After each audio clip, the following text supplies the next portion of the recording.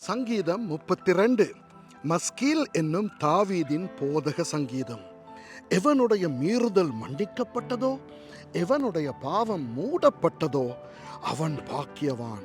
எவனுடைய அக்கிரமத்தை கர்த்தர் எண்ணாதிருக்கிறாரோ, எவனுடைய ஆவியில் கபடமில்லாதிருக்கிறதோ அவன் பாக்கியவான்.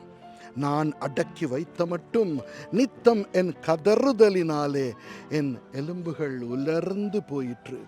இரவும் பகலும் என்மேல் உம்முடைய கை பாரமாயிருந்ததினால் என் சாரம் உஷ்ணகால வறட்சி போல வறண்டு போயிற்று.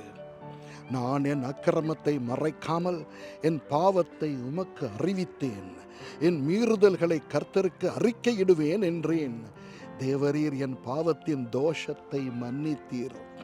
இதற்காக சகாயம் கிடைக்கும் காலத்தில் பக்தியுள்ளவனவனும் உம்மை நோக்கி விண்ணப்பம் செய்வான்.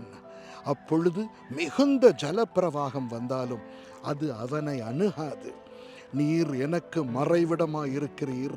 என்னை நீர் இக்கட்டுக்கு விலக்கி காத்து இரட்சணிய பாடல்கள் என்னை சூழ்ந்து கொள்ளும்படி செய்வீர். நான் உனக்கு போதித்து நீ நடக்க வேண்டிய வழியை உனக்கு காட்டுவேன். உன்மேல் என் கண்ணை வைத்து உனக்கு ஆலோசனை சொல்லுவேன். வாரினாலும் கடிவாளத்தினாலும் வாய் கட்டப்பட்டால் ஒழிய உன் கிட்ட சேராத புத்தியில்லா குதிரையைப் போலவும் கோவேறு கழுதையைப் போலவும் இருக்க வேண்டாம்.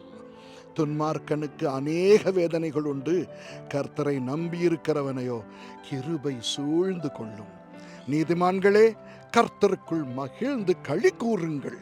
செம்மையான இருதயமுள்ளவர்களே, நீங்கள் எல்லாரும் ஆனந்த முழக்கமிடுங்கள்.